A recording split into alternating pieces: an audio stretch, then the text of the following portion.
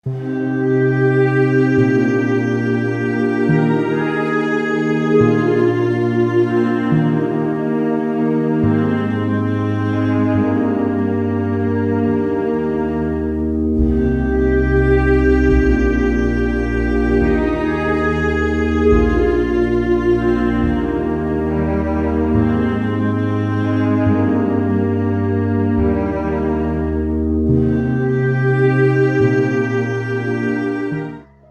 لوی خدای تعالی جل جلاله په سپېڅلي نامه د ویاړ څېړنیز او فرهنګي بنسټ قدرمنو لیدونکو او اورېدونکو د غزل ماښام د خپرونې په دې برخه کې مو زه ضیاءالرحمن مخلص هرکلی کوم.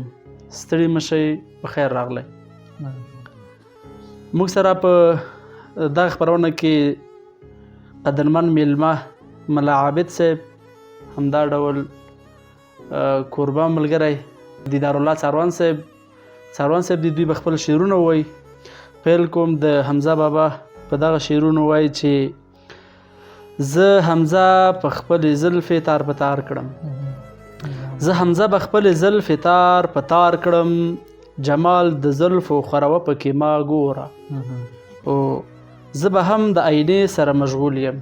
څاروان صاحب، زه به هم د آینې سره مشغول یم، ته هم ځان سینګاروه پکې ما ګوره، او زه حمزه به خپل زړګی ټوټې ټوټې کړم، زه حمزه به خپل زړګی ټوټې ټوټې کړم، ته هم زړونه ماتوه پکې ما ګوره، او زه به هم د شپې په ستورو کې تا ګورم، زه به هم د شپې په ستورو کې تا ګورم، ته هم ستوري لټوه پکې ما ګوره.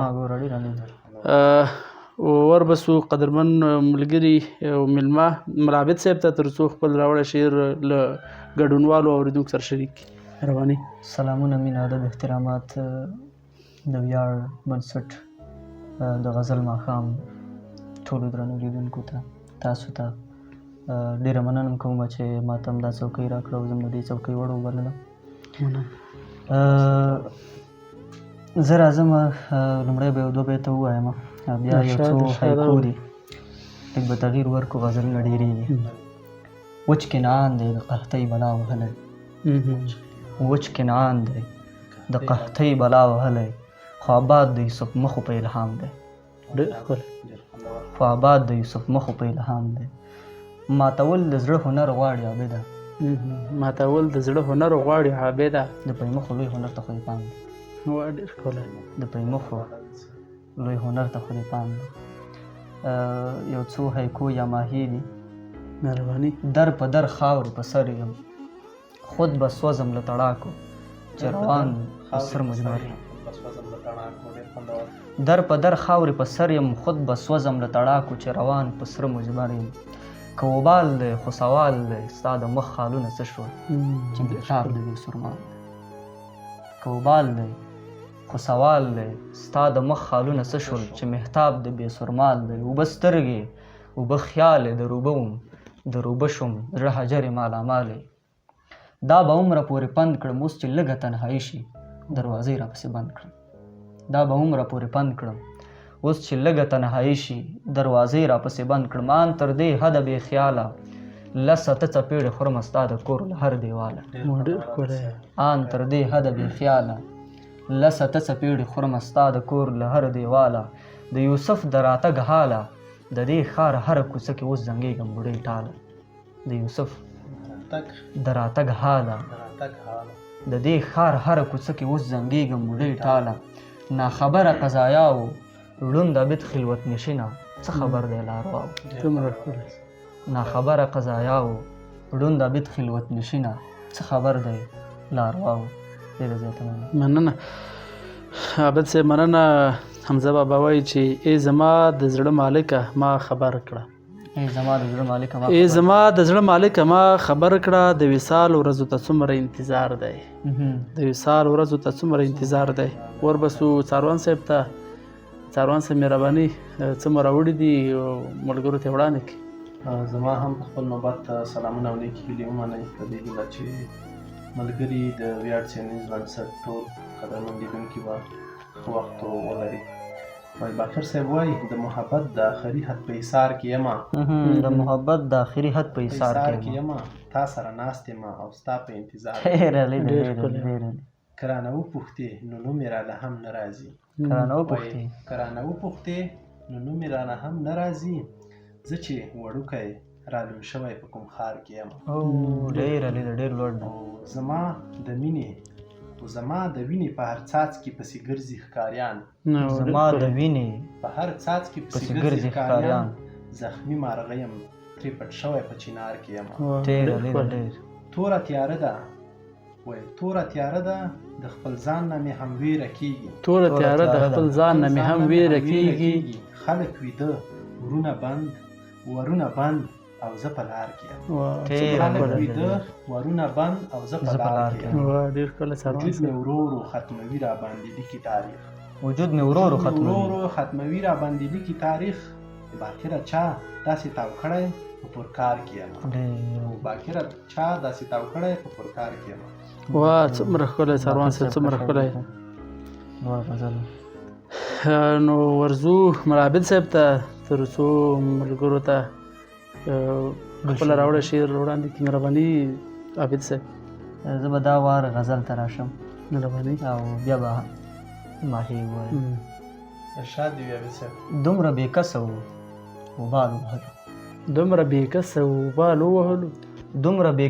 وبال وهلو دوړ ګرداب و چې د خال وهلو دومره بېکسه وو وبال وهلو دوړ ګرداب و چې د خال وهلو هېڅ مو څېرې سره معلومې نه شوې د اسمانڅه کې رسۍ ټال وهلو هېڅ مو څېرې سره معلومې نه شوې د اسمانڅه کې رسۍ ټال وهلو قسمت ستا په څنګل خوب مو نه و که نه د زلفو د شمال وهلو قسمت ستا په څنګل خوب مو نه و که نه د زلفو د شمال وهلو ما انتخاب د دوراهۍ کړی و ځکه خو هر زاړه دیوال وهلو ته د خپل ځان په انحصار کې ګیر وې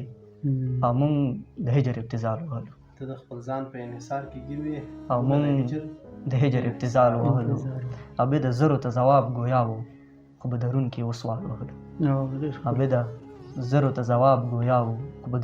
وسوال وهلو یو څو هماهنګ یا ماهي نورې دي چې ویلي مو خپل ځان کړ چې د ګټې څښتنان شو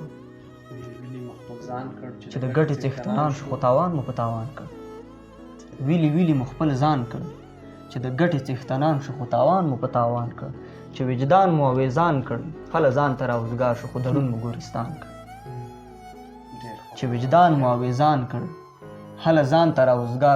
خو درون مو ګورستان کړ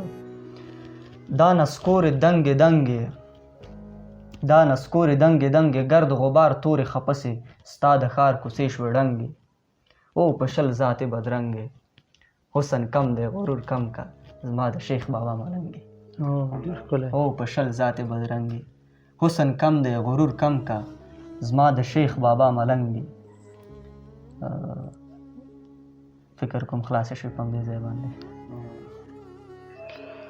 ډېره مننه عابد صاحب وایي چا وایي چې کاروان صاحب وایي چې داسې یو زرین دور به راشي که خدای کاندي کاروان صاحب داسې یو زرین دور به راشي که خدای کاندي او ته به وایې دا وطن سکه د جنت رور دی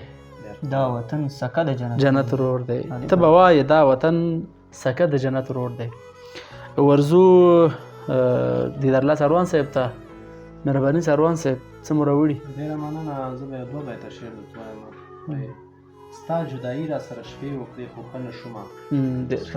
ستا جدایي را سره شپې وکړې خو ښه نه شومه په ځان مې ډېرې تجربې وکړې خو ښه نه شومه مړه سندرو باندې کله د چا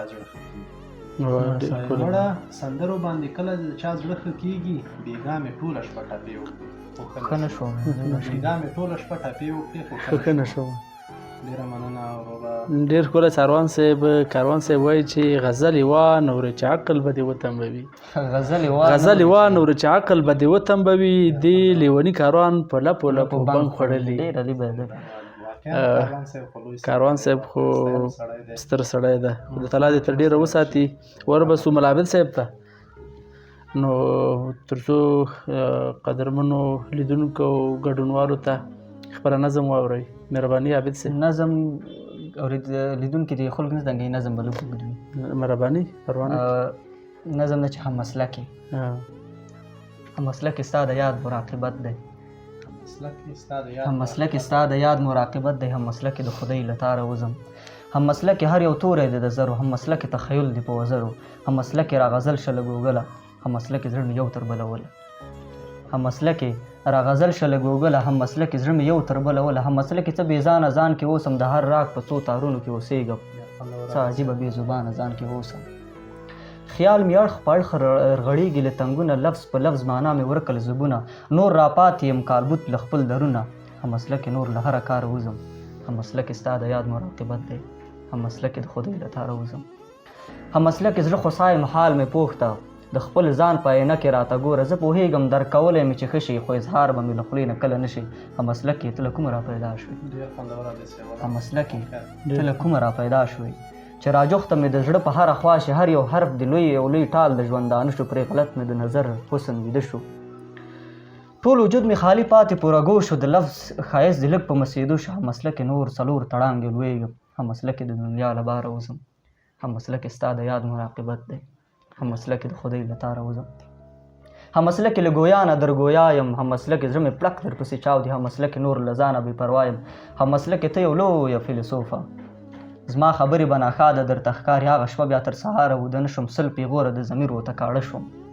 هم مسلکي زه څه بل مقام کې ګیر یم. هم مسلکي لاسنیوی به مې دې ښه کړي. هم مسلکي زه د حسن تابع نه یم. هم مسلکي ستا خبرې ملغلرې. هم مسلکي لږ د زړه په غوږو واوره. ستا د ژوند له هرې چارې خبردار شوم. ښایي تا ته به څه نه خو زه بدار شوم. هم مسلکي زړه تنګون راکې تمام دی. هم مسلکي ساعت کې لس وارې درګرځم. هم مسلکي خپل ضمیر مې ملامت کړ په زر وارې. سم احوال درته راته ګرځي په کوکارې. هم مسلکي نور له خپل اختیاره وځم. هم مسلکي ستا د یاد مراقبت دی. هم مسلکي د خدای له تاره وځم. هم مسلکي له بخار سره ملوي. هم مسلکي له هغې ورځې را دې خوا چې مې ستا ملکوتي کردار لیدلی. د ښکلا معیار مې شل وار کنار کړی. تداوم مې زما په خیال کې په مسیر شو. یاد ته وا زما په زړه کې کلک زنځیر شو. هم مسلکي ستا په زړه باندې پوهېږم چې د زر وارې په نورو کې حساب کړم. کارڅو مې مخ په زړه کې نه یې. کارڅو مې مخامخ په زړه کې نه یې. یا اظهار د ځان له شرمه کوی نه شم. یا خبرې په اتیا لورې در وکړم. یا وجدان مې اعتبار خوړلی نه شي. هم مسلکي ستا د یاد مراقبت دی. هم مسلکي د خدای له تاره وځم.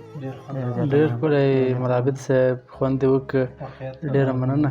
ستاسو په شعرونو کې عابد صاحب ډېر لوړ رومانیت او لوړ تخیل پکې شتون لري. ډېره زیات مننه. نو خوندور نظم وړاندې کړو. نو یوه پوښتنه ماته داسې دی چې ډېری دغه نوي شاعران د نوي نسل شاعران کوشش کوي چې خپل هغه شاعري په غزل کې تجربه کړي که نه نوي شاعران چې تر ډېره به دا علت څه وي فکر کوم؟ دغه نوی معاصر دور چې زموږ کوم دا غزل پکې ډېر وړاندې تللی ده. هر نوی شاعر چې راځي په غزل باندې لاس پر لاس وي روبرو غزل لیکي. هر نوی شاعر که اوس وګورئ بلکې هر شاعر که زموږ استاد صاحب د مشرانو راغونډ صاحب په دغه دور کې تر کشره پورې هغه چې د زیاته برخه شاعري لري هغه به د غزل وي. ترکیب بند یا وروس کوم فرمونه چې دي یا دغه نور فرمونه چې دي لکه وخته چې ما مخکې یو ډول ویل دغه د خلکو نه رقم ګمنام شوي دي. دوی فکر کوي که چېرته موږ د غزل نه بغیر کوم فورم بل ووایو شاید په اورېدونکي باندې صحیح ونه لګېږي. یو رقم ګمنام شوی ده. خلک ورته زیات پام نه کوي. همیشه هر څوک ګوري غزل وایي یا دغه نوي شاعران چې کوم مطالعه په دغه بخش کې نه لري دوی فکر کوي چې شعر یوازې غزل ده او که مثال تا د غزل نه بغیر څه وویل نور څوک به یې وانه وړي. لیکن موږ تاسې پښتو ادب کې که چېرته خپل مشران شاعران ونولو ترکیب بند او ترجیح بند نه نیولې تر مصبا او مخمس دا ډېر منظم فرمونه دي. نو بل دغه اوس تا ښه اشاره وکوله چې نوي ځوان شاعران غزل ډېر لیکي. یو په اوس وخت کې زموږ نوي دغه کوم نوي ورونه چې شعر لیکي دوی زیاتره کوښښ کوي چې په خپل شعر کې سختي او د لفظ سختي رامنځته کړي. دوی فکر کوي چې په دې سره به زموږ شعر ډېر لوړ معلوم شي حالان چې د هغوی نه خپله د شعر معنا ورکوي چې د دې شعر معنا څه شی شوه. دغه سهار یو چا میسج کړی خپرونه هم ده چې ما ته څو نفر ویل چې ته ولې ساده شاعري کوې.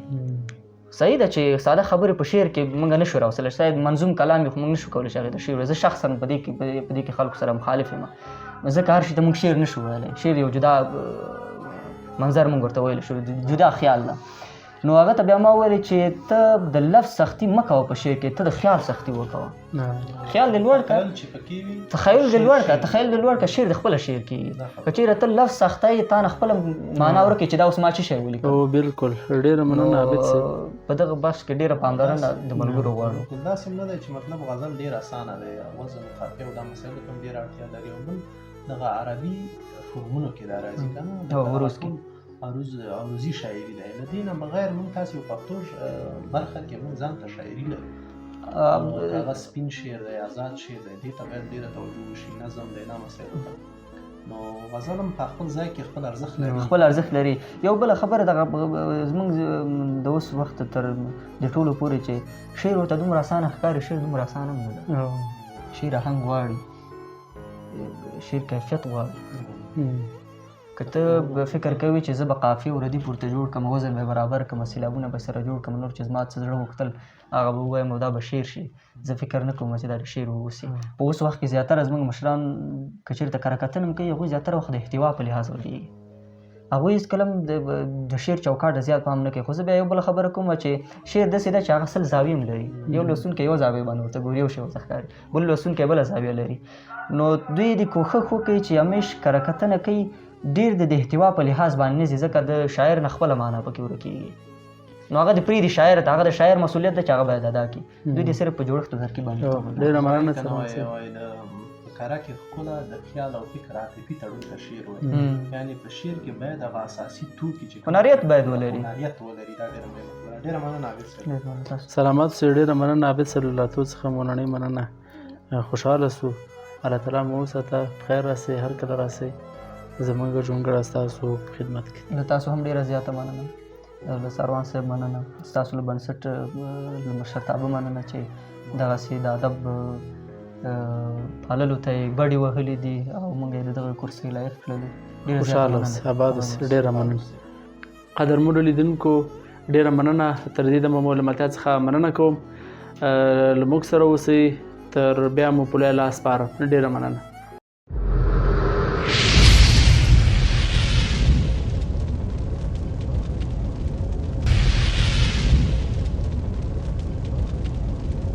د غزل ماښام ادبي خپرونو د لیدو لپاره د ویاړ څېړنیز او فرهنګي بنسټ یوټیوب چینل سبسکرایب کړئ.